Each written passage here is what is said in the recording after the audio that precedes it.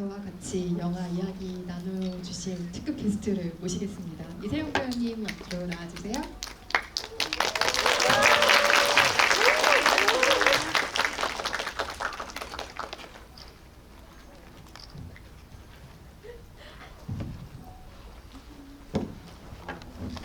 안녕하세요. 오늘 GV에 참석한 이세영입니다.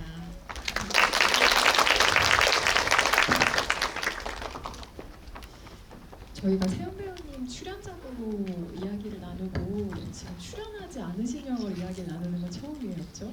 네, 네, 수성모 GV 때 맞아요. 같이 네. 말씀을 나눴었는데 이렇게 출연작이 아닌 영화로 뭐 관객분들과 함께 시간을 보내게 돼서 영광이고 오늘 재밌게 잘 해보도록 하겠습니다. 네, 어떤 이야기 들려주실지 정말 기대를 하면서 저도 왔는데요. 오늘 어마어마하게 더운 날이었죠. 오늘이 대서라고 하는 거를 저도 오늘 아침에 뉴스를 듣고 알았는데 1년 중에 가장 더운 날 이사를 보고 또 특별한 토크 프로그램까지 나누게 돼서 올 여름을 기억할 때 이 날을 굉장히 오래 기억하지 않을까 하는 생각으로 우선 왔습니다. 영화 이야기 본격적으로 시작하기 전에 요즘 어떻게 지내셨어요? 근황만 간단하게 얘기하고 시작할까요? 저는 재혼항우라는 이제 시리즈 촬영하고 있고요. 또 영화 크랭크인을 앞두고 있어서 두 가지 작품 준비하고 있습니다. 역시 바쁜 일정으로 또 여름을 보내고 계신 근황을 또 앞으로도 계속 팔로우 해주시겠죠? 작품이 또 공개될 때 또 만나뵈면 좋겠고요. 오늘은 소마이 신지 감독의 이사를 이야기하는 날입니다. 이사 일단 어떻게 보셨어요? 관람후에 전반적인 어떤 생각들 들었는지 소감부터 이야기해볼까요? 일단 처음 이제 봤을 때는 그 아역 배우만 정말 눈에 보였던 것 같아요. 너무 반짝반짝 빛이 나고 또 너무 잘하고 그래서 찾아봤더니 데뷔작이더라고요. 근데 어떻게 저렇게 살아 숨쉬듯이 그 인물 그 자체가 돼서 연기가 아닌 것 같이 이제 연기를 하니까 와 대단하다. 어떻게 저 나이에 저렇게 연기를 하지? 이제 이런 생각을 많이 했었고요. 또 이 소마이 신지 감독님이 진짜 한 장면 한 장면 모든 미장센이나 사운드나 의도하지 않은 부분이 없는 것 같다. 정말 디테일하시고 이게 처음 볼 때랑 두 번째 볼 때랑 보이는 것도 되게 다르고 이렇게 섬세하게 이제 표현을 하시나 하는 생각도 많이 했고요. 되게 드라마를 저는 좀 더 많이 했기 때문에 드라마랑은 좀 많이 다르다. 그러니까 말로 설명하기보다 되게 호기심을 자아내면서 그냥 뭐지? 하고 궁금해서 따라가 보면 인물이 뭘 향해 가는지 그냥 거기서 딱 보여주고 그러니까 그런 것들이 보면 되게 심플하면서 좀 놀랍고 재밌고 그랬던 것 같아요. 전반적인 소감을 아마 비슷하게 영화를 보고 인상을 받으신 채로 지금 객석에 다들 앉아 계신 게 아닐까라는 생각해보고요. 영화가 폭풍우 치는 밤에 시작을 하잖아요. 그리고 여느 집에서 잘 쓸 것 같지 않은 굉장히 예리한 가게 삼각형 식탁의 가족이 둘러앉은 모습으로 이 영화에서 주인공과 가족의 풍경이 소개가 처음 되는데요. 그 모양이 사실 불안하고 불균형적으로 놓여있기 때문에 게다가 삼각형 중에 가장 날카로운 각이 스크린 앞쪽으로 배치되어 있는 바람에 관객의 마음을 아주 예리하게 찔러버리는 듯한 예각으로 영화가 날카롭게 시작을 하죠. 하지만 그때 렌이 하는 말이라고는 식탁에서 대화가 활기를 띠는 명랑한 가정 뭐 이런 식의 갑자기 CF 대사 같은 걸 하면서 시작을 하잖아요. 범상하지 않은 시작을 알리는 이사의 첫 장면이고요. 이사, 그러니까 무빙이라는 제목 자체가 의미가 있지만 이것을 이전과는 다른 상태로 이동하는 움직임이라는 의미로 읽을 때 조금 더 구체적인 영화의 의미가 발생하는 것이 아닐까라는 생각이 듭니다. 아버지가 실제로 물리적인 이동을 하기도 하고 영화가 거치는 여러 장소의 무빙, 이동이 있고요. 또 심리적으로는 이전 세계와 다른 세계로의 이동을 하는 다음 세계로 나아가는 렌의 성장이 있는 작품이기도 합니다. 아까 렌이 너무 생생하다. 어떻게 저 나이에 저런 연기를 할 수 있을까라고 하셨지만 사실 본인도 하셨잖아요. 어릴 때 연기를 하셨던 거 생각하면 처음 이세영 배우 등장하고 여러 작품에 출연했을 때 저희가 느꼈던 감상을 사실 아까 얘기 해주신 셈인 거죠. 비슷한 나이대, 그 영화 속의 렌을 연기한 배우와 비슷한 나이대에 스크린에서도 이미 여러 캐릭터를 연기하셨는데 정말 잊을 수 없는 9살 인생의 우림도 있고 당당하게 이름을 밝힐 수 있는 여자 장우림도 있고 여선생대 여제자의 미남도 있고 13살 수아의 수아도 있고 아주 다양하게 이세영 배우가 어린이 시절에 거쳐왔던 캐릭터들이 떠오르는 영화이기도 한데요. 현장에서 어린이로서 직접 캐릭터를 연기할 때 보던 현장의 어떤 느낌이 있고 그 이후에 어린이가 주인공인 영화를 성인이 돼서 볼 때 좀 달리 보이는 것들이 있을 것 같아요. 눈여겨보게 되는 것도 좀 있지 않을까 싶기도 하고. 저는 그냥 했고요. 이렇게 연기한 어린 배우들이 연기한 작품들을 볼 때는 정말 매번 놀라는 것 같아요. 어떻게 저렇게 연기를 하지? 나는 저 나이 때 저렇게 못했던 것 같은데 그런 생각을 많이 했고 그 아까 그 예리한 이등변 삼각형 그 식탁 말씀하셨잖아요. 거기서부터 일단 범상치 않았던 것 같아요. 그 이 아이가 그 둘 사이에서 자기가 말하지 않으면 그냥 침묵만 이어지는 그 식탁에서 막 눈치도 보고 이렇게 저렇게 분위기 전환을 시도해보고 그리고 아빠가 이렇게 나가니까 눈치를 보는 그 표정이나 이런 게 너무 매력적이고 이 친구 너무너무 반짝반짝 빛이 난다. 그래서 영화 끝날 때까지 너무 그 매력에 빠진 것 같아요. 저는 그 나이 때 그렇게 연기를 못했고 마치 이 친구는 저는 연기를 했는데 이분은 저보다 많아 있으시죠. 80년생이시니까요. 네. 예. 와 그냥 그 인물 자체로 살아 숨쉬는 것 같더라고요. 되게 그리고 절제된 듯한 감정 표현들 그게 너무 놀라웠어요. 말씀하신 모든 표현에 동의를 하지만 나는 저 나이 때 저렇게 하지 못했다라는 표현엔 저는 절대 동의할 수가 없고요. 혹시 이세영 배우가 어린이 시절에 스크린 연기를 하는 걸 혹시 보지 않으신 분들이 있다면 이 날 이후로 한번 챙겨보십시오. 굉장한 어린이가 또 그 안에 있습니다.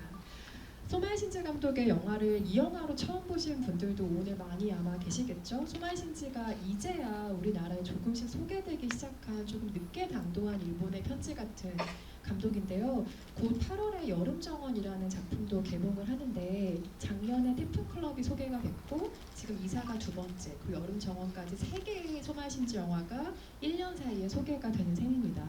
3개 영화 이미 다 보신 것으로 알고 있는데 그 영화들에서 감지한 소마이 신지라는 감독의 매력이 무엇일지도 궁금하고 이게 굉장히 과거의 영화들이잖아요. 오늘 우리가 본 이사도 93년도 영화인데 아주 오랜 시간을 건너서 우리에게 이 당도한 그 시차가 또 어떻게 느껴졌는지도 궁금하기도 했어요.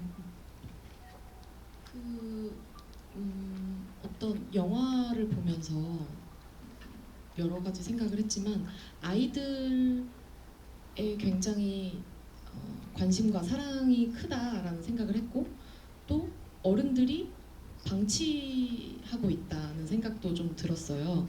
특히 태풍클럽에서는 어른들을 거의 안 보여주고 배제시켜 놓거든요.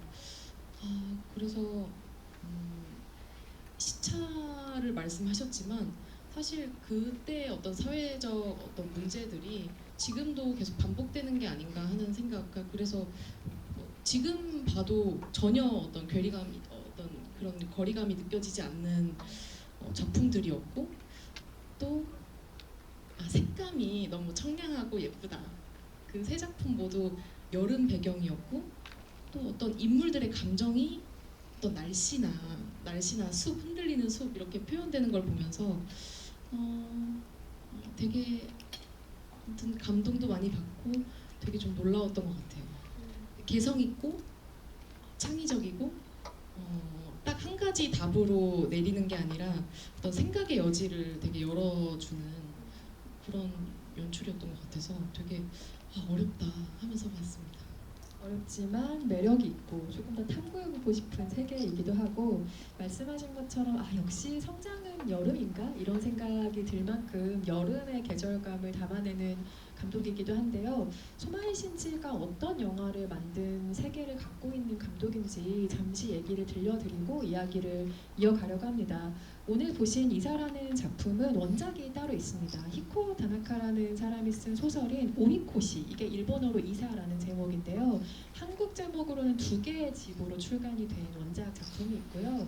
사실상 부모가 별거를 한다, 나아가 이혼을 한다. 그래서 아이에게 아빠 집, 엄마 집 2개의 집이 생긴다라는 설정 정도를 제외하고는 완전히 좀 다른 톤앤 매너를 가진 어린이 동화책, 그리고 오늘 보신 이사라는 작품으로 분리가 된다고 설명드릴 수 있을 것 같고요. 소마이 신지 감독은 원래 도쿄의 대학에서 법학을 전공하던 사람이에요. 그런데 그걸 중간에 그만두고 니카츠 프로덕션이라는 굉장히 유명한 프로덕션에 입사를 하게 됩니다. 니카츠 프로덕션에서 8년 동안 로망 포르노 장르를 많이 제작을 하면서 연출부로 참여를 하게 되는데요. 이때 여기에서 발굴된 지금 동시대 영화 감독들이 굉장히 많죠. 그리고 1980년에 독립해서 2001년에 사망할 때까지 총 13편의 작품을 만든 영화 감독입니다. 그래서 한국의 기획전, 특별전 등을 통해서 소개가 된 적이 있지만 정식 개봉을 한 것은 태풍클럽 이후 이사가 지금 2번째고요. 예전에 만들어진 영화가 어떻게 지금 2020년대 다시 우리에게 당도하게 되었는가 하면 지난해 공개된 태풍클럽은 1985년도 작품인데 이게 먼저 2023년에 4K 화질로 복원이 됐습니다. 그리고 그 다음 배급 차례가 이제 세계적으로 이사가 된 건데요. 이 작품은 93년도에 칸국제영화제에서 주목할 만한 시선 부문에 상영을 했던 작품인데 이게 2023년에 복원 과정을 거치게 돼요. 베니스 국제영화제 주도로 다시 복원 작업을 거치게 되고 이후 세계 시장에서 다시 순회하듯 개봉이 시작된 것이 바로 1, 2년 사이에 벌어진 일이기도 합니다. 이 영화의 각본가로는 오쿠데리 사토코라는 각본가가 참여를 했는데 이름을 들으면 낯설실 수도 있겠지만 호소다 마모루 감독의 늑대아이라는 애니메이션을 각본을 썼던 사람이기도 합니다. 호소다 마모루 감독이 이 영화를 보고 저 영화의 각본가와 같이 일하고 싶다라는 마음으로 일하게 돼서 만든 작품이 바로 이후에 등장하게 된 늑대아이라는 작품이고요. 소마이 신지를 평가하는 여러 가지 말들 가운데 가장 인상적인 것은 일본의 평론가인 하스미 시게이코가 남긴 말입니다. 소마이 신지를 일컬어서 이 사람은 이렇게 이야기하고 있는데요. 일본 스튜디오 시스템의 종말과 독립영화 부흥을 잇는 잃어버린 고리라는 설명을 하고 있습니다. 그만큼 일본의 뉴웨이브를 이끈 아주 대표적인 인물로서 우리에게 조금 시차를 두고 늦게 찾아온 아주 저명한 감독이라는 설명을 드릴 수가 있겠습니다. 이사 속의 주인공 렌은 한 번 보면 정말 잊히지 않는 캐릭터예요. 아까 잠깐 그 렌의 매력을 감지한 것에 대해서도 이야기를 해주셨지만 그 독보적인 캐릭터의 매력을 어떻게 생각하셨는지 너무 궁금하고 또 그 배우가 연기했기에 느낀 또 매력이 어떤 것이었는지 조금 더 구체적으로 얘기 나눠볼까요?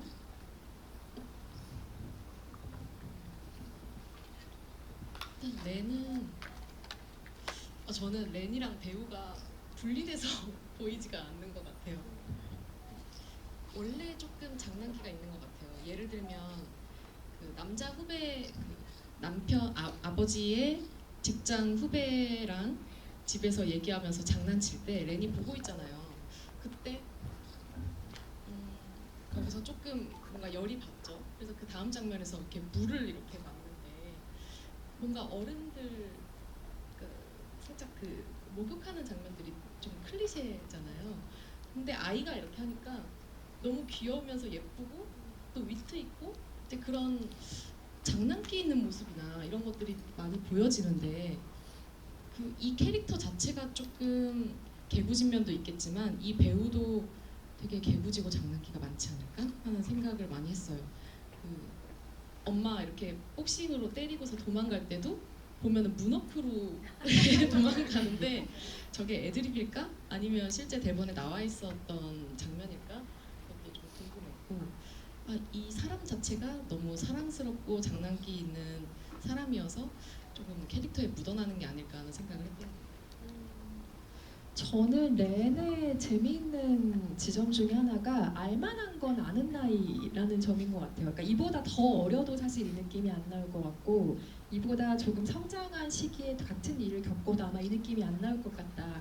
딱 이 12살, 13살 요 무렵에 여자아이가 부모의 별거를 통해 겪을 만한 감정을 그렸기에 이 영화가 정말 매력이 있는 것 같다라는 생각이 들었는데 실제로 속이 깊은 부분이 있어요. 아빠랑 식탁에 마주하고 있을 때 아유 이 양반이 혼자 뭐 제대로 먹고 살 수나 있을지 걱정을 하는가 하면 어머니가 술을 너무 많이 마시고 집에 들어왔을 때 이웃들이 우리 엄마를 어떻게 볼까 하면서 걱정을 하면서 주의를 줄 줄도 아는 그러니까 타인의 시선과 평가를 아주 정확하게 인지하기 시작한 나이 학교에 가면 이게 어쩌면 놀림거리나 나를 따돌릴 만한 어떤 요소가 될 수도 있다라는 걸 감지하기 시작한 나이에 부모의 별거는 아마 이 아이에게 굉장히 큰 영향이겠죠. 그리고 부모들은 번번이 그 마음을 놓쳐버리죠. 마치 기린 인형을 아버지가 잡지 못하고 슬로우 화면으로 무심하게 계단 밑으로 떨어지는 장면을 보여주는 것처럼 놓치게 되는데요. 한편으로는 저는 렌이 계속 달리는 인물이라는 점이 굉장히 인상적이기도 했습니다. 아버지의 이삿짐 트럭을 따라 뛰기도 하고 학교 실험실에 불을 지른 다음에 어머니가 쫓아왔을 때 막 도망쳐서 뛰어서 버스에 올라타기도 하고 이 달리기는 사실 이 아이한테 가장 궁극의 저항의 방식인 동시에 어른들의 세계를 빨리 이해하고 따라잡고 싶으면서도 한편으로는 힘껏 도망치고 싶은 마음의 반영의 행동으로 나오는 것이 아닌가 싶을 정도로 아주 생동감 있는 움직임을 포착을 해내죠. 이 렌을 연기한 배우는 타바타 토모코라는 배우였는데요. 이 역할을 연기할 배우를 찾기 위해서 정말 많은 오디션을 이 제작진이 보았다고 합니다. 그러다가 전통 일식집을 대대로 운영하는 타바타 가문에 초등학생 딸이 있다라는 이야기를 듣게 된 거예요. 그래서 그 이야기를 듣고 이 어린이를 만났는데 이 어린이가 달리고 막 이런 모습을 가만히 유독 관찰하다가 어린아이인데 왜 이렇게 얘는 느리게 움직이지라는 생각을 감독이 했대요. 그래서 침착하다는 게 아니라 평소 행동이 느리기 때문에 달릴 때 유독 빠른 느낌의 어린아이라는 인상을 받았다고 합니다. 그래서 평소에 기쁨이든 노여움이든 슬픔이든 행복 같은 걸 조금 많이 쌓아두고 사는 아이가 아닐까라는 생각에 렌으로 캐스팅을 했다고 하고요. 80년생이라 이 영화를 찍을 때 배우의 나이는 13살이었습니다. 이후에 피와 뼈라는 최양일 감독의 영화로 2004년에 일본 아카데미상에서 여우조연상을 수상하기도 했고 지금도 꾸준하게 활동을 하고 있는 배우이기도 합니다. 렌과 비슷한 나이에 자기의 경험을 또 떠올리게 되는 작품이기도 한데 이세영 배우님은 이 나이 때 어떤 어린이였다고 생각하세요? 스스로는? 제가 그때 이제 여선생대 여제자를 찍고 9살 인생 을 찍었을 때가 12살이거든요. 그리고 막 대장금 출연하고 그랬는데 그 제가 나중에 커서 들었는데 그 기자님이 어떤 이제 질문을 주셨는데 제가 뭔가 그 아이한테 아이니까 조금 놀리듯이 물어보신 게 아닌가. 나를 아이라고 무시하시나? 그러니까 좀 되게 존중받지 못한다는 그 생각이 들었나 봐요.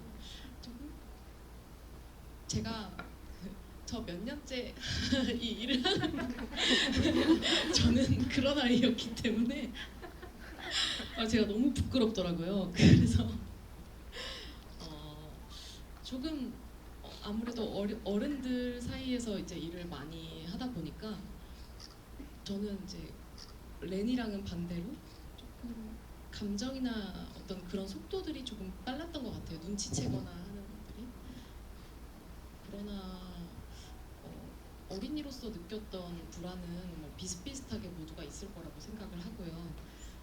그렇지만 저는 그때도 극강의 T였던 것 같습니다. 그래서 뭐 만약에 저였다면 뭐 되게 감정이 흔들리고 하겠지만 어쩔 수 없는 일이라고 그냥 체념하고 받아들이거나 그랬을 것 같아요. 근데 제가 당사자가 아니니까 정말 이건 겪어보지 않으면 모르는 일인 것 같습니다. 아마도 사회생활을 너무 빨리 시작해서 정말 말씀하신 것처럼 어른들의 세계를 어깨너머로 빨리빨리 보고 배워야 하고 또 말하자면 혼나지 않기 위해 자기 몫을 제대로 해야 하는 좀 터프한 어린 시절을 보낸 셈인 거잖아요. 그래서 아마도 그 일상생활에서 평범하게 학교를 다니는 어린이들이 느꼈던 불안감은 대처하는 방식도 완전히 달랐을 것 같다는 생각도 듭니다. 인상적으로 남는 장면들이 굉장히 많은 작품이기도 한데요. 이세영 배우는 어떤 장면들 기억에 남으세요? 정말 너무 많았던 것 급하게 학교에서 뛰쳐나와서 막 달리잖아요. 그 연두색 티셔츠를 입고 그러면서 이쪽으로 쭉 뛰면서 길 건너편을 계속 봐요. 그러고서 쭉 가면 이삿짐 차가 있고 그러면서 왜 자꾸 저쪽을 이렇게 껑충껑충 뛰어가지고 보지 하면은 이제 아빠가 있는 데로 가고 그러니까 그런 부분도 그냥 좀 보였던 것 같고 거기에 뭐가 있는지 굳이 보여주지 않잖아요. 또 엄마가 아이가 아빠 집에 간 사이에 이제 귀가했을 때 혼자 방문을 아주 조금 열어서 보고 다시 닫는데 그때도 굳이 보여주지 않고 그런 것들도 많이 좀 보였던 것 같고 또 엄마가 먼저 그 둘만의 계약서를 위반을 하잖아요. 그러고서 엄마가 말한 대로 빨래를 걷고 하다가 되게 레는 그래도 착하구나 되게 어른스럽다라고 생각을 했는데 갑자기 뚜벅뚜벅 가서 엄마가 먼저 이제 계약을 위반했으니까 이런 느낌으로 북 찢는 거예요. 저는 그게 너무 웃겼어요. 그러고 그 다음 장면에 보면 엄마가 봤을 때 완전 산산조각 갈기갈기 찢어놓고 그러니까 되게 느리지만 감정 표현이나 이런 게 뭔가 명확하고 되게 야무진 친구 같다. 그러니까 너무너무 매력있다는 생각을 했고 또 색감도 조금 궁금했어요. 그 어떤 이게 현실이고 이 문제를 완전히 인지한 순간부터는 다시는 연두색을 입지 않더라고요. 그 렌이 잠옷은 초록색인데 빨간색, 노란색, 그리고 흰색 그렇게 입고 그런 어떤 의상의 색깔 이런 게 다 좀 의도된 건가 하는 생각도 들었고 또 많은 분들이 이 장면을 꼽으실 것 같은데 저는 엔딩 장면이 조금은 연극같이 모든 이제 물건들이 되게 정말 대놓고 소품인 것처럼 뭔가 이렇게 하면서 그 시간의 변화를 한 테이크로 보여주는 그 장면이 되게 인상적이었고요. 그 렌이 과거의 렌을 안아주는 그 바닷가에서의 장면도 저는 되게 씁쓸하고 인상적이었던 것 같아요. 이후에 그 마지막에 자기가 자기를 안아주는 신에 대해서는 조금 더 이야기를 다시 나누도록 하고요. 사실 소마이 신지 감독의 영화로 이 영화를 처음 보신 분들은 이후의 작품을 보실 때 조금 당황스러우실지도 모르겠어요. 왜냐하면 사실은 이렇게 말랑하고 청량한 정서만 만드는 감독은 전혀 아니거든요. 태풍클럽 같은 작품을 보신 분들이라면 그 에너지를 조금 감지하실 텐데요. 소마이 신지가 가지고 있는 그 불균질한 에너지가 가장 구체적으로 튀어나오는 장면은 렌이 화장실에 자발적으로 본인을 가뒀을 때 장면이죠. 이때 아마 촬영 상황을 생각해보면 매직아워 안에 찍느라고 정말 온갖 고생을 배우들이 했을 텐데 그 좁은 복도에서 4명의 어른이 거의 얽히고 설켜있는 이 장면의 씬을 볼 수가 있습니다. 아마도 결혼 생활에서 드러나지 않았던 것, 그러니까 왜 이 부부가 결국에는 별것까지 선택할 수밖에 없었는가에 대한 감정적인 촉발이 처음으로 드러나는 장면이고 카메라 각도도 굉장히 이전과는 다르게 폐쇄공포증을 부를 정도로 갑갑한 앵글을 사용하고 있습니다. 갈라진 관계 그리고 균열이 어떠한 폭력성을 가져오는지에 대해서 구체적으로 보여주는 장면이기에 인상이 깊은 장면이고요. 이 장면을 포함해서 이 영화에서는 롱테이크 장면을 굉장히 많이 감지하실 거라는 생각이 듭니다. 사실 롱테이크라고 하는 것이 전 세계에서 소마의 신지 한 명만 쓰는 기법은 당연히 아니죠. 그런데 이 롱테이크 안에서 배우들에게 얼마나 자율성을 열어주는가는 조금 다른 차원의 문제인 것 같습니다. 배우의 움직임과 표정을 포착하는 방식과도 이 소마의 신지의 롱테이크가 관련이 있다는 생각이 드는데요. 질주하고 싸우고 분주하게 그 역동하는 배우들의 움직임에 공간을 열어주는 카메라로서의 롱테이크를 사용하고 있다는 인상을 주는 거죠. 말하자면 인물들이 공간에 그냥 자유롭게 다니도록 내버려 두는 거죠. 대표적인 장면으로는 집에서 나즈나와 렌 사이에 갑작스러운 술래잡기가 벌어지는 장면 같은 것들을 꼽을 수가 있겠습니다.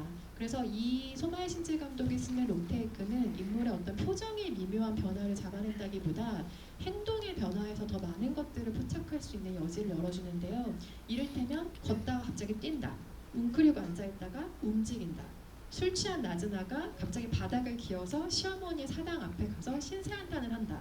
이렇게 동작의 변화를 통해서 이 사람들의 생각을 비언어직 방식으로 공간의 맥락 전체에서 감지되는 것의 롱테이크로서 사용하고 있다는 것도, 그 안에서 말보다 더 다양한 감정들을 캐치해낼 수 있다는 것도 이 감독이 사용하는 롱테이크의 기법 중에 하나인 것 같고요. 원작 소설이 있다라고 아까 잠깐 이야기를 드렸는데, 그렇다면 사건이 어떤 식으로 진행이 똑같이 되는가가 궁금하실 것 같지만 사실상 별거한다는 설정 외에는 같은 게 하나도 없고요. 비와호에 가는 것도 어릴 때 비와호에 갔던 사진을 보는 정도로만 제시가 되기도 하고, 엄마가 처음에 계약서를 내밀었을 때 다시 그 내용을 고쳐서 렌이 자기만의 계약서를 넣는 장면도 있고, 뒷부분의 축제부터의 장면은 사실상 이 영화가 거의 만들어낸 장면이라고 봐도 좋을 정도로 원작과 차이가 있기도 합니다. 렌이 너무 독보적인 매력이 있긴 하지만 렌을 제외하고 여러 인물들이 등장을 하잖아요. 렌을 제외하고 가장 흥미로웠던 캐릭터는 누구일까요? 그 콧구멍으로 오카리나를 불러는 친구 있죠. 저는 그 아이를 잊을 수가 없어요. 분명히 저의 어린 시절에도 그 친구가 있었던 것 같아요. 가장 매력적인 캐릭터가 아닐까 생각합니다. 그 캐릭터 진짜 매력 있죠. 아까 그 늑대아이의 각본을 쓴 각본가와 같이 이야기를 썼다라는 말씀을 드렸는데, 어린아이에 있는 그대로의 존재의 감수성을 그 오카리나 장면을 통해서 표현해준 것이 아닌가 싶고, 아이들은 사실 갑자기 되게 기이하게 행동하고 얘기를 하잖아요. 예를 들면 뭐 말씀하신 코로 오카리나 연주하거나 미노루가 야 지금도 간신히 봐줄 만한데 뭐 이런 식의 얘기를 한다던가, 그런 식의 포착까지 놓치지 않고 잡아낸 것이 이 영화의 각본상의 특징이라는 생각이 들고요. 저는 사실 그 후배 연인이 굉장히 기억에 남아요. 왜냐하면 이게 90년대 초반 상황인 걸 생각을 하면, 한국도 마찬가지지만 전 세계적으로 이게 대가족 구조가 점점 붕괴가 되고, 우리가 살면서 굉장히 얘기를 많이 들었던 핵가족 시대, 뭐 조금 소규모 가족의 시대가 도래한 딱 그 시점인데, 그러니까 여전히 사회적인 금기로 받아들여지긴 했지만 그래도 사회적인 분위기 안에서 이혼, 별거, 한부모 이런 식의 구조가 조금 당연하게 받아들여지기 시작했던 시기라는 점에서 이 커플이 굉장히 재미있는 건데, 이 후배와 애인이 결혼과 출산을 확신하지 못하는 순간들을 보여주잖아요. 임신을 한 것 같은 상태임에도 불구하고. 그래서 그 가정은 과연 그럼 안정적인 것인가? 별거를 선택하지 않는다고 저건 괜찮은 건가라는 것을 렌의 시선으로 사실은 보게 되는 거죠. 그러니까 정상 가족이라고 하는 불안정성을 우리가 렌의 시선을 통해 보게 되는 건데, 대화를 엿듣잖아요. 그 둘이 하는 대화를 엿듣고, 그렇다면 렌은 자연스럽게 머릿속에 이런 질문을 심게 되겠죠. 그럼 나는 왜 태어났지? 우리 엄마 아빠 나를 왜 낳았지? 라는 의문을 가질 법한 구조를 그 커플을 통해 심어준다는 점도 사실 굉장한 캐릭터의 어떤 밀도를 보여주는 장면이라고 할 수가 있겠습니다. 영화를 보면서 이런 장면은 이런 상징이 좀 있는 것 같아 라고 해석을 즐겁게 붙일 만한 영화라는 생각도 드는데요. 흥미롭게 발견한 상징이 좀 있으셨어요? 방금 말씀하신 장면 이후에 그 엄마가 유리창을 깨고 이제 그 복도에서 대치를 하잖아요. 그때 보면 그 여자 후배도 꽃무늬가 들어간 원피스를 입고 있고 렌도 꽃무늬 원피스를 입고 있거든요. 그래서 나머지는 다 뭔가 셔츠에 그 정장 바지 같은 옷차림을 하고 있고요. 그래서 뭔가 이 둘을 조금 더 이렇게 모녀처럼 보이게, 그러니까 오히려 타인과 그렇게 연출을 한 건가 하는 생각도 들었고, 혹은 이제 엔딩쯤에 나오는 바닷가 장면에서 모녀가 같이 꽃무늬 원피스를 입고 있거든요. 그래서 그때가 되게 호시절이었기 때문에 호시절이거나 혹은 얘가 엄마가 될 거라, 그래서 나중에 아이를 낳으면 그 아이 또한 렌처럼 될 거고 이 후배 또한 그 렌의 엄마처럼 뭔가 괴로워한다거나 그런 걸 암시하는 걸까 하는 생각을 조금 했고요. 그리고 조금 계속 궁금했던 거는 그 뒤에 그 바닷가 쪽 가기 전에 그 여러 가지 어떤 그 통과 의례를 거치듯이 이렇게 산속을 가잖아요. 근데 이제 흰 옷을 입고 가는데 이제 계속 보른다를 보여주고 배가 아픈 듯이 이렇게 웅크리고, 그래서 이게 초경을 분명히 의미하는 거겠다 생각을 했는데 끝까지 피는 또 묻어나오거나 하지 않더라고요. 그래서 어떤 의도로 이렇게 만드셨을까 하는 것도 좀 궁금했고요. 또 바닷가에서 엄마가 렌을 드디어 발견해서 축하합니다 하면서 그 말을 걸 때 시선을 돌리면서 카메라 렌즈 정중앙까지는 아니지만 되게 가깝게 렌즈 쪽을 바라보거든요. 마치 우리한테 말을 거는 건 아니지만 우리를 보란 듯이 여러분들은 알고 있죠? 이런 느낌이었어요. 저는. 나는 그냥 모르는 척하고 혹은 엄마한테 티 안 낼 거야. 그렇게 의도를 한 건지 아니면 이제 저도 어렸을 때 카메라 렌즈를 많이 봤었거든요. 그런 단순한 실수였을까? 라는 생각이 들었어요. 근데 이제 제가 생각했을 때는 단 한 군데도 의도가 아닌 장면이 없을 것 같아서 어떻게 생각하시는지 조금 궁금합니다. 저는 말씀하신 모든 것에 사실 동의를 해요. 그리고 그 배가 아파서 쪼그리는 장면 같은 경우는 이게 굉장히 재미있는 반응인데 남성분들이 그 장면을 눈치채셨을 수도 있겠지만 여성 관객들은 사실 직관적으로 눈치를 채는 장면이거든요. 초경이 시작이 되는 것 같다. 저걸로 뭔가 정신적으로든 육체적으로든 한 단계 앞으로 나아가는 상황인 것 같다라는 걸 짐작을 하는데 남자 관객분들은 갑자기 배가 왜 아프지? 뭐 차가운 거 먹어서 그런가 정도의 인상으로 반응을 받아들이신다는 게 굉장히 그 장면을 두고 재미있는 차이이기도 하죠. 세영 배우도 그 장면을 당연히 기민하게 포착하신 점이 재미있는 것 같고요. 사실 렌즈를 바라볼 때 렌의 모습은 저는 생각하지 못했던 부분이에요. 그런데 여러 가지 의미가 있겠네요. 방금 말씀하신 의미 해석이 저는 맞다고 생각하지만 예를 들어 그 장면을 현장에서 너무 많이 찍다가 감독한테 그만 좀 찍어라는 느낌으로 바라봤을 수도 있지 않을까 하는 생각 들긴 하지만 태양 배우님 해석이 너무 좋으니까 우리는 이렇게 믿고 가는 것을 하죠. 제가 생각한 이 영화의 가장 중요한 상징 중에 하나는 비입니다. 사실 소마이 감독 영화를 보게 되면 비, 압도적인 양의 물 이런 게 굉장히 많이 등장을 하거든요. 보통은 인물들의 인생에 드리워진 어쩌할 수 없는 무게가 사실은 비, 쏟아지는 물 이런 걸로 표현되는 경우가 많은데요. 영화에서 렌이 비가 그쳤으면 좋겠어 라고 말하는 초반 장면이 있어요. 근데 장마를 사실 사람이 어떻게 물리적인 힘으로 막겠어요. 그러니까 부모의 별거를 막을 수 없는 것처럼 인물에게 육박해오는 정말 신경쇠약에 걸리기 직전에 압박해오는 무언가로서 영화에서는 물, 수영장, 샤워실, 비 이런 걸로 소마이 신재 감독이 표현하는 경우가 많은데요. 한 장면이 더 있죠. 마트에서 그 같은 반 친구를 만났을 때 처음에는 싸우다가 갑자기 친구가 됐죠. 마트에서. 그러다가 함께 비탈길을 올라갔을 때 아버지의 새 애인의 임신 소식을 듣게 되잖아요. 그 친구로부터. 그럴 때 렌의 불안은 갑자기 쏟아지는 비로 표현이 됩니다. 그런 식으로 인물에게 가해지는 심리적인 압박을 그런 물리적인 형태로 표현한 것이 바로 엄청난 양의 비라는 해설을 드릴 수가 있겠습니다. 그리고 이 영화는 후반부에 이르러서 분위기가 엄청나게 전환을 하잖아요. 사실 초중반 분위기로는 그 비와호 주변에 아주 신비로운 모험의 분위기가 나올 거라고는 전혀 감지가 사전에 되지 않는 부분인데요. 좀 영적인 분위기마저 풍기는 모험의 장면인데 이 같은 변화가 어떻게 느껴지셨는지도 궁금하고 영화 안에서 그런 톤의 변화가 왜 필요하다고 감지하셨을지 그것도 궁금합니다. 저는 그 시기부터가 조금 한 단계 넘어가는 변곡점 같은데요. 그 뒤에부터는 크게 사건이 없거든요. 근데 그냥 어떤 사건이 아니라 이 감정으로 서사로 그냥 끌고 가는 느낌인데 더 인물에 집중하기 위해서 그러지 않았을까 하는 생각도 했고요.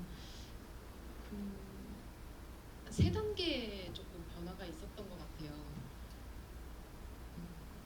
제일 마지막에는 이렇게 무슨 문 같은 데를 이렇게 통과하는 것 같고 그 의식을 치르듯이 흰 옷을 입고 있잖아요.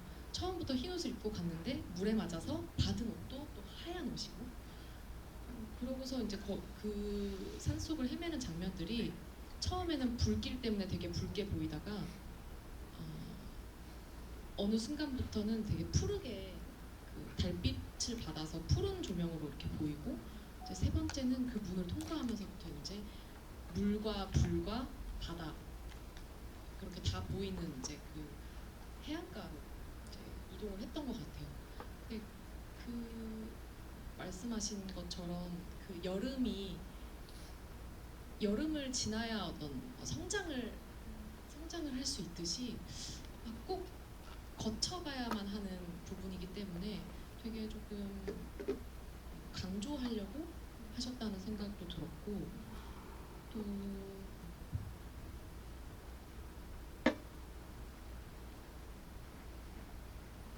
까먹었어요. 조금 이따가 다시 네네네. 이어갈까요? 사실 이 영화는 굉장한 사실주의야. 방금 설명하신 초현실주의가 완전 이렇게 혼합된 느낌을 주는 영화인데 불의 이미지가 어떤 식으로 활용됐는가를 한번 살펴볼 필요가 있을 것 같습니다. 그러니까 불꽃놀이를 처음에 그 밧줄이 장면에서 등장을 하다가 들판의 불놀이로 다시 그 불의 이미지가 전환이 되고 이후에는 숲에 피어오른 밤안개라든지 호수에서 펼쳐지는 맛들이, 그러니까 이 아이만 볼 수 있는 맛이라든지 좀 대담한 분위기의 전환이고 몽환적인 터치 후반부로 계속해서 흘러가는데 그 과정을 통해서 렌은 부모의 갈등, 부모의 별거가 자기가 통제할 수 있는 범위 안의 일이 아니라는 것을 점점 깨닫게 됩니다. 그리고 그것이 더 중요한 것은 내가 뭘 해서가 아니라는 것. 그러니까 자신의 행동 때문에 빚어진 결과가 아니라는 걸 그제야 이해하기 시작하는 후반으로 가게 되는데요. 여기로 가기 전에 노인을 잠깐 만나는 장면이 있잖아요. 아이를 하늘로 오래전에 떠나보낸 노인의 사연이 잠깐 등장을 하는데 거기서 아주 중요한 깨달음을 하나 얻게 되죠. 옛 추억이라는 거는 한 손으로 셀 수 있을 정도면 충분해. 가로 열고 네가 지금 갖고 있는 것도 언젠가는 잊어버리고 무언가만 남는 일이 될 거야라는 깨달음을 그제서야 알게 되죠. 이후에 비와요 주변을 계속 탐험하는 렌의 모험이 등장을 하는데요. 사실 렌은 처음에 여러 가지 애를 썼죠. 엄마의 규칙을 거부하기도 해보고 말씀하신 것처럼 갈기갈기 찢어도 보고 아빠한테 숙제도 내주고 그 숙제 답을 듣기도 하지만 결국 성장이라는 거는 그런 식으로 이루어지지 않는 자기 혼자서 어떻게든 끝내야 되는 방학 숙제 같은 것이죠. 그래서 이 감독은 이 영화를 만들고 나서 자신을 받아들인다는 것이 무엇입니까? 라는 질문에 항상 이렇게 이야기를 했다고 해요. 왜 부모가 나를 낳았을까? 라고 묻는 것이 나를 받아들이는 것이 아니라 좋든 싫든 일단 태어나버린 이 세계 안에서 스스로의 자리를 찾아가는 것이 자신을 받아들인다는 것, 성장의 의미라고 생각합니다. 라는 답변을 늘 내놓았다고 하는데요. 렌이 처음에 학교 연구실에 불을 지를 정도의 강단이 있는 아이잖아요. 아 몰라 하면서 불을 막 내버리는 장면이 있는데 불이라는 건 사실 이 렌한테 굉장히 좀 안 좋은 것들이었거든요. 예를 들면 아버지가 사진을 태울 때도 불을 사용하잖아요.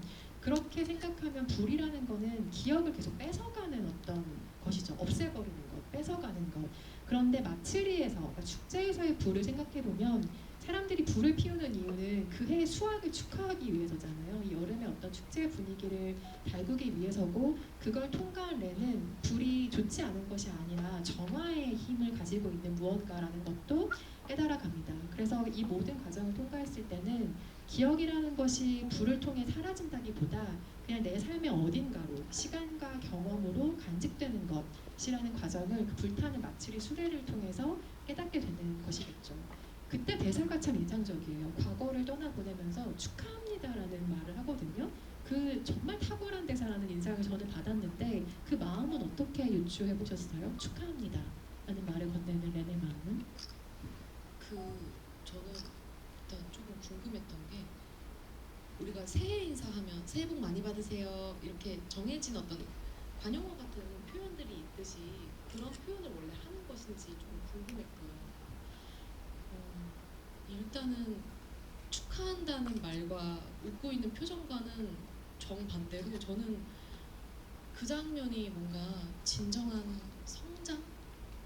성장이라기보다는 뭔가 되게 처절해 보이고 절규하는 것 같고 어쩔 수 없이 성장해내야만 하는 성장을 강요받은 느낌이었어요. 성장보다는 성숙된 느낌이었거든요. 그래서 아이가 웃고 있는데 그리고 돌아와서도 불을 피우잖아요. 그래서 이게 지금은 이제는 긍정적인 의미로 이제 불을 스스로 피우는 것인가 하는 생각도 지금은 들지만 영화를 보면서는 저 웃는 얼굴이 살짝 진심에서 우러나오는 게 아니라 웃어야만 해 하면서 웃는 표정인가 하는 생각도 들었거든요. 일단 그 축하합니다라는 대사 자체가 어떻게 저런 대사를 생각해냈을까 너무너무 그리고 되게 그 축하합니다라는 말을 할 때 그 과거의 그 행복했던 시절을 이렇게 보다가 갑자기 엄마 아빠가 아무 말도 없이 되게 좀 섬찟하게 뒤로 이렇게 가잖아요. 그때 렌이 과거에 자기 자신을 뭔가 좀 지키려는 듯이 되게 다급하게 갑자기 축하합니다 라는 대사를 하거든요. 뭔가 그 장면에 스스로를 보호하기 위해서 다급하게 하는 말 같아서 저는 되게 대비되는 축하한다는 말이 되게 처절하고 더 쓸쓸하게 느껴졌던 것 같아요. 너무 재미있는 해석이네요. 저도 그 대사가 탁월하다고 느꼈던 가장 큰 이유가 만약에 저더러 대사를 쓰라고 했으면 전 진짜 단순하게 썼을 것 같거든요. 잘 가, 뭐 안녕, 뭐 고마웠어 정도의 대사를 생각할 것 같은데 축하합니다라는 표현이 굉장히 인상적이었어요. 긴 단어도 아니고 정말 짧게 자기의 마음을 드러내는데 말씀하신 것처럼 축하에는 되게 묘한 분위기가 있잖아요. 그리고 보통 생일에 그 얘기를 많이 하는데 생일이 사실 마냥 행복한 날만은 아닌 거잖아요. 누군가에게는 고통의 기억일 수도 있고 생일이라는 게 마냥 어떤 축복의 의미만 가지고 있다고 생각하지 않는데 그런 의미의 축하합니다라는 이 말은 곱씹을수록 굉장히 다양한 의미를 발화하는 문장인 것 같아요. 정말 탁월한 대사라는 생각이 들고요. 그 마지막 장면까지 보고 나면 그리고 엔드 크레딧 장면에서 아까 세영 배우가 짚어주셨듯이 여러 시간을 통과하면서 교복을 입은 것까지는 우리가 보게 되는데 이후엔 대체 어떤 아이가 되었나 너무나 궁금한 상상을 안고 영화관 밖을 나서게 되잖아요. 여러분 모두가 그 상상을 하시겠지만 이 원작을 쓴 작가가 상상한 렌의 이후의 모습이 있습니다. 원작 소설을 90년에 내놓고 2013년에 개정판을 내놓으면서 렌이 30대가 됐을 때 어떤 삶을 살아가고 있는지에 대한 글을 덧붙인 개정판이 있는데요. 제가 오늘 그 책을 가지고 와서 세영 배우님께 읽어달라고 부탁하고 싶은 대목이 있었어요. 그래서 렌이 어떤 어른이 되었는가를 세영 배우님이 이 작가의 시선을 통해서 한번 읽어주시기를 부탁드립니다.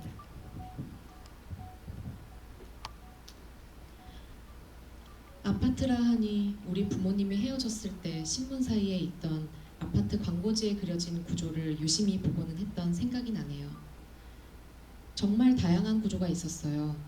저는 그걸 보면서 다양한 가족을 상상했습니다.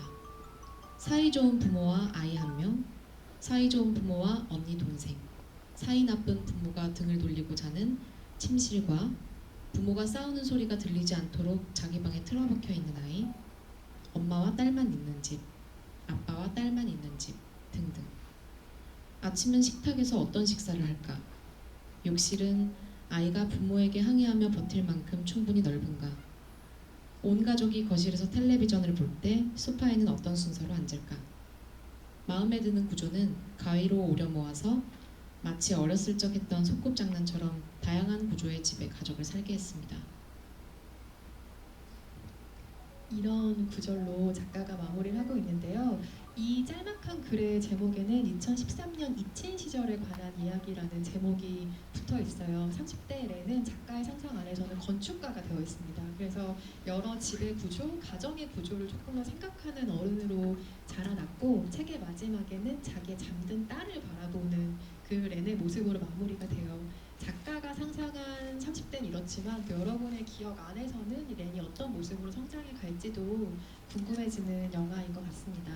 저희 둘이 지금 계속해서 이야기를 나눴는데요. 객석에도 혹시 같이 이야기를 나누고 싶으신 분이 계실 것 같아서 마이크를 객석으로 넘기려고 합니다. 혹시 영화에 관해서 같이 이야기 나누고 싶은 질문이 있으신 관객분은 손을 들어주시면 마이크 전달해 드리겠습니다. 맨 앞에 계신 관객분께 마이크 드릴게요.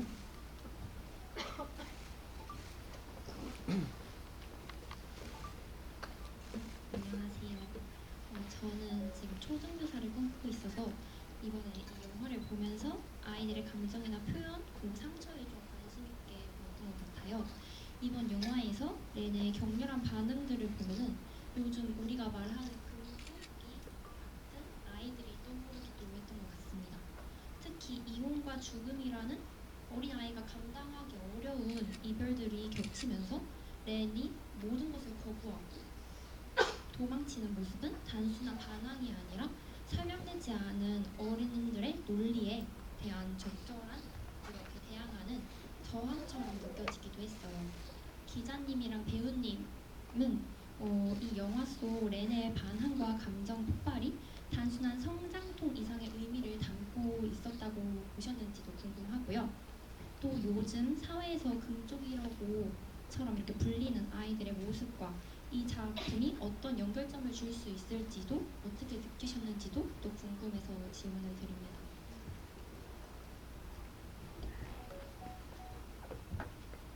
저는 너무 개인적인 생각이기 때문에 제가 먼저 답변을 하겠습니다.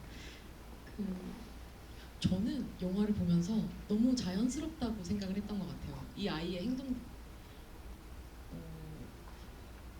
자연스럽게 노출이 되는데 그 뉴스에 연쇄 방화범에 대한 이야기가 나오잖아요.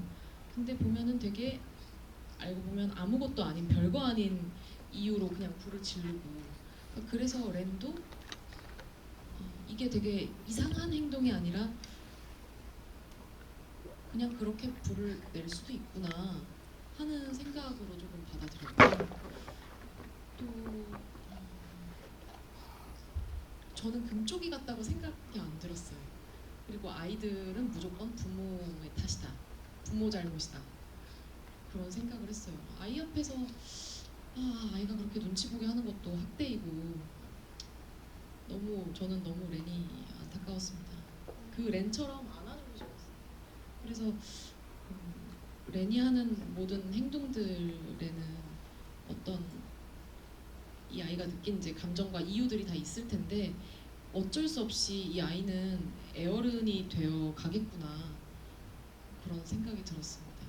좋은 선생님이 되시길 바랍니다.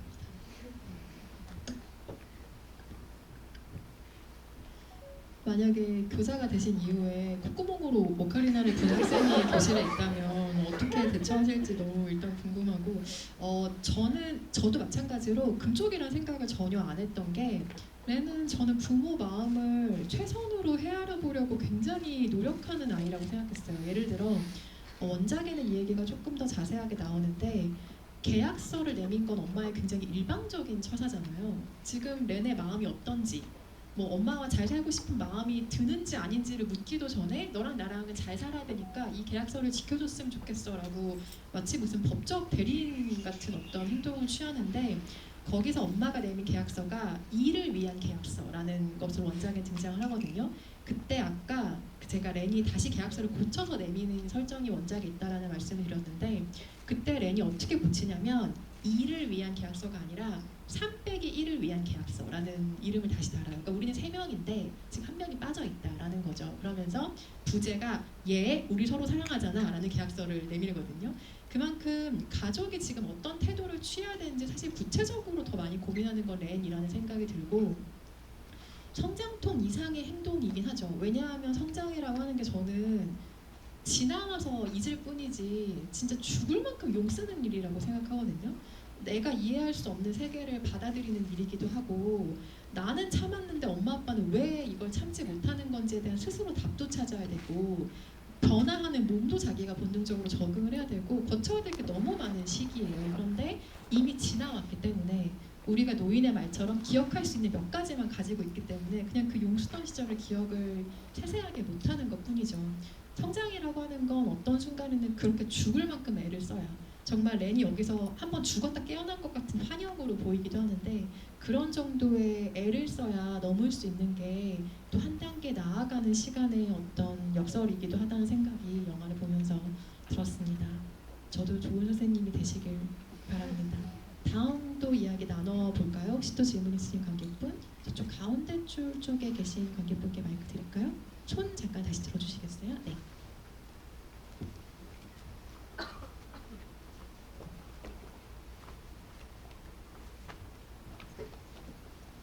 저는 일단 영화에서 노인분의 역할이 되게 중요했다고 생각을 하는데, 만약에 그 노인분이 망각에 대한 이점을 알려주지 않았다면은 마지막 바닷가에서 같이 자기가 바라봤던 과거의 자신과 같이 휩쓸려서 내려가서 부모님이랑 같이 잠겼을 거라고 생각을 해요. 만약에 여러분 기자님이랑 배우님께서 나의 감독이었을 때 이 노인 대신 이런 중요한 역할의 캐릭터를 만들어내서 생각을 했을 때 어떤 캐릭터 만드실 것 같은지 좀 궁금합니다.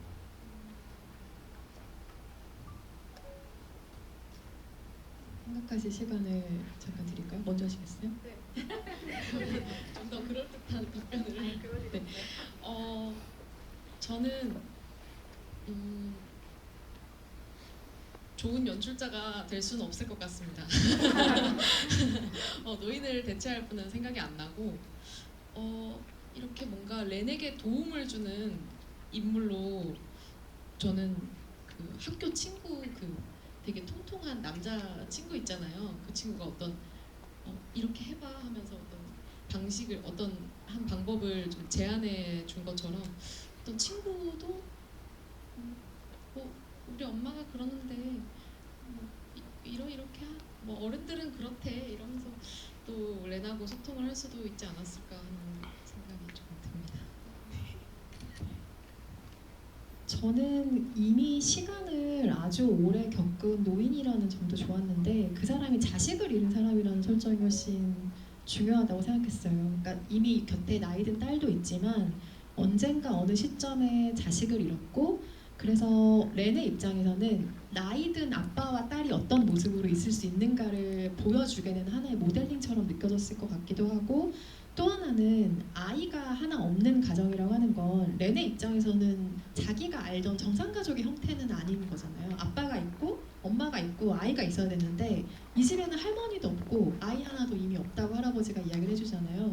만약에 제가 소마이신지 감독이었으면 물론 이렇게 훌륭한 얘기를 만들지 못했겠지만 우리 사회가 소위 정상가정이라고 부르는 가족을 만나게 했을 것 같진 않아요. 예를 들어 뭐 한부모 가정과 살아가고 있는 아이의 모습을 보여준다거나 아니면 어떠한 이유로 가족이 아닌데 가족처럼 살고 있는 사람들을 만나게 한다던가 이런 식으로 지금 너가 알고 있는 3명의 관계가 깨졌지만 3빼기1이 됐지만 그게 불완전한 걸 의미하는 건 아니라는 어떤 깨달음을 줄 수 있는 가족의 형태를 그 장면에 등장시키지 않았을까 하는 생각을 해봅니다. 굉장히 흥미로운 질문인데요. 감사합니다. 마지막 질문 혹시 있으시면 하나 더 받아볼까요? 이세영 배우님이 한번 질문해 주실래요? 미안해요. 무거운 질문. 그럴까요? 네, 맨 앞에 계신 분께 먼저 마이크 드리고.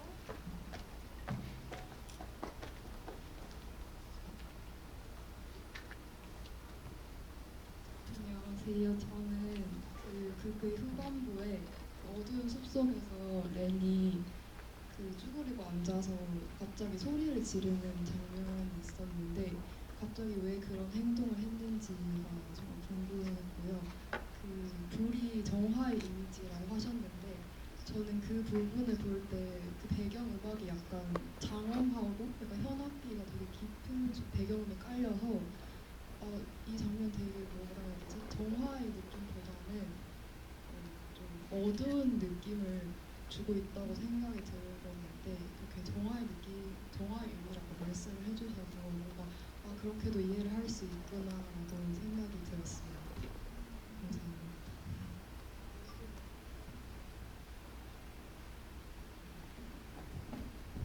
저는 워낙 그 앞에서부터 아이들이 이상한 행동하는 걸 많이 봐가지고 그 교실에 보면은 그 오카리나 분은 아이뿐만 아니라 그 뒤에 지나가는 정말 한 명 한 명이 거기 실제로 살아있는 애 같아요. 막 이상한 춤추는 애도 있고요.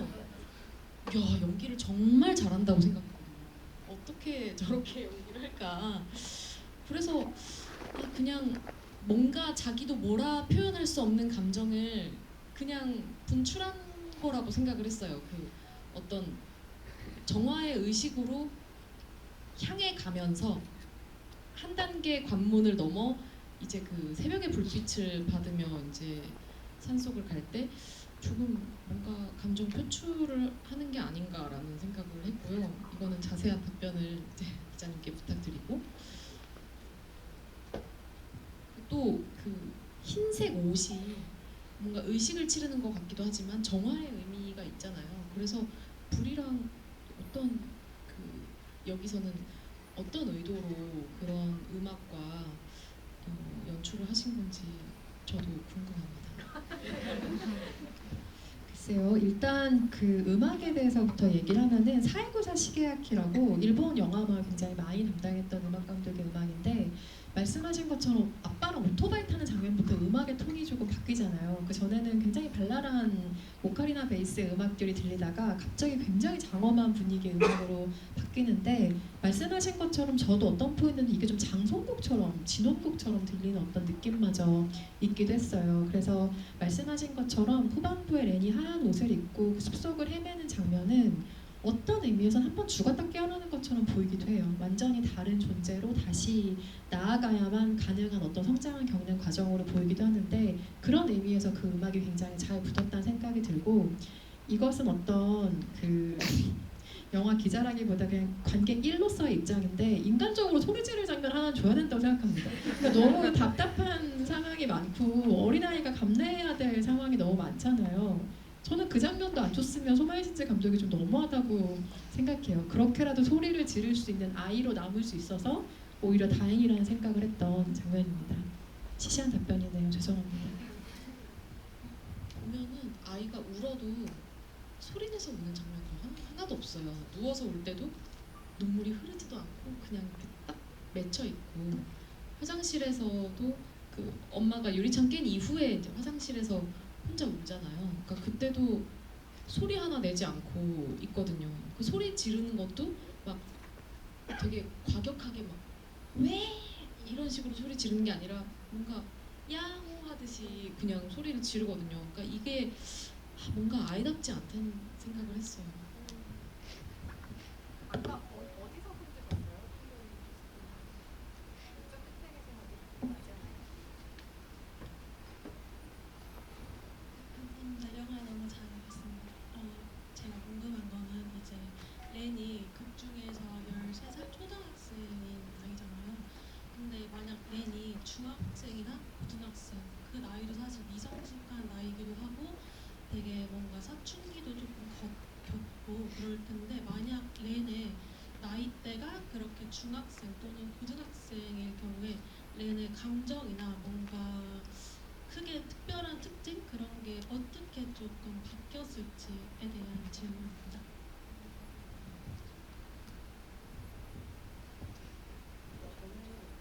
렌이 굉장히 엄마를 많이 닮았다고 생각을 했거든요. 뭔가 의상 색깔도 엄마랑 계속 뭔가 색감이 맞고 렌이 어떤 다혈질이라거나 그런 기질들이 엄마를 많이 닮았다고 생각을 했어요. 그래서 만약에 그런 렌이 중학생이었다면 그 어린 시절에 좀 눈치가 빨랐던 저처럼 뭔가 그런 모습들이 조금 결합이 돼서 두 분의 일은 두 분이 알아서 하세요. 난 용돈만 주면 돼 라고 했을 수도 있을 것 같고 나이대 설정이 조금 딱 그 시기였어야만 하는가라는 생각을 아까 기자님 말씀 들으면서 생각을 했거든요. 너무 세상을 많이 알아도 안 되고 너무 몰라도 안 되고 어렴풋이 그냥 인지하는 정도의 나이대여야만 이 작품이 이제 나올 수 있다라고 또 생각이 처음 들었어요. 어떻게 생각하십니까? 중학생, 고등학생일 때 렌이 어떻게 됐을까는 태풍클럽을 보시면 됩니다. 거기에서 그 나이대가 중고등학생 때 딱 그 나이대 아이들이기 때문에 본인들이 갖고 있는 기성세대에 대한 불신이나 아니면 성장을 겪으면서 겪는 엄청난 불안과 충동을 아이들이 어떤 식으로 해소하는지가 그 영화에 등장을 하거든요. 그래서 아마 비슷한 모습이었을 거라고 생각을 하고 제가 오늘 아침에 공교롭게도 그 출연하는 라디오 프로그램에서 이사랑 9살 인생을 엮어서 소개를 하고 왔어요. 그래서 그 9살 인생에 나온 구절을 제가 메모를 해놓은 게 마침 있어가지고 9살 인생이 위기철이라는 작가가 쓴 91년 9살 인생이라는 소설을 원작으로 하는데 거기에 굉장히 멋진 말이 등장을 합니다. 서양의 어떤 작가는 이렇게 말했다. 지나치게 행복했던 사람이 아니라면 9살은 세상을 느낄 만한 나이다. 다행히 내 9살은 지나치게 행복했던 편은 아니었고 그리하여 나 또한 세상을 느끼기 시작했다라는 구절이 나오는데 아까 제가 세상을 어렴풋이 감지할 만한 나이라는 점이 이 영화에서 굉장히 중요한 것 같다라는 말씀을 드렸잖아요. 9살이 이럴 나이라면 그게 조금 자기만의 생각으로 무르익은 게 10살이 조금 넘었을 때의 생각이겠죠. 그리고 생각해보면 우리가 9살, 10살 때 세상을 모른다고 생각하지 않았을걸요? 나의 부모도 안다고 생각하고 나도 다 안다고 생각하고 앞으로 나 인생에 대한 어떤 생각도 가지고 있었을 거고 저는 그래서 이 나이대 소녀인 게 이 나이대를 거친 학생인 게 이 영화에서 가장 중요한 장치였다는 생각을 합니다. 마지막으로 태풍클럽 한 번 더 추천합니다. 네. 오늘 여러 분의 의견도 같이 받아보면서 세영 배우님과 소마이 신지 감독 이사에 대한 이야기 나눴는데요. 오늘 관객들과 이야기 나눈 소감 어떠셨는지 마지막으로 들려주시고 자리 마무리할까요? 너무너무 즐거웠습니다. 사실 처음에 이 자리를 준비할 때는 너무 걱정되고 제 짧은 식견으로 무슨 말씀을 드려야 할까 걱정이 앞섰는데 영화를 너무 재밌게 보고 이 자리에 오면서 오늘은 굉장히 좀 설레기도 하고 제가 평소 영화 보면서 궁금했던 것들을 아까 준비하면서 조금 여쭤보기도 하고 또 여러분들하고 소통하면서 진짜로 이 자리를 즐길 수 있었던 것 같아요. 너무 저한테도 뜻깊은 자리였습니다. 감사합니다. 여기서 렌이 자기만의 성장을 겪느라 너무 힘든 여름을 보내는데 마침 또 여름을 보내고 있는 중이라 오늘이 1년 중에 가장 더운 날이었다고는 하지만 여름이 너무 많이 남아있잖아요. 여러분의 여름은 부디 수월한 일만 가득하기를 바라고요. 내일 이사가 개봉을 하는데 오늘 영화를 재미있게 보셨다면 주변에 좋은 입소문을 부탁드려서 더 많은 들이 렌을 만날 수 있도록 소마이 신지 감독의 세계를 탐험할 수 있도록 해주시면 감사하겠습니다. 오늘 이야기 들려주신 이세영 배우님께 큰 박수 부탁드리고 질문이 하나 있으시다고 합니다. 그 앞에 초록색 티셔츠 입으신 분께 질문인데요. 혹시 그 티셔츠를 고르신 데 어떤 의도가 있으신가요? 없으세요? 왜냐하면 저는 오늘 의상을 고를 때 붉은색이나 초록색 중에 하나 고를까 진짜로 고민을 했거든요. 그래서 유독 잘 보이지 않으세요? 네. 정말 감사합니다. 그리고 게스트 먼저 퇴장하시고 관객 여러분들 퇴장 안내해드리겠습니다. 오늘 포스터를 증정해드린다고 하니까요. 모두 받아가시기 바랍니다. 감사합니다.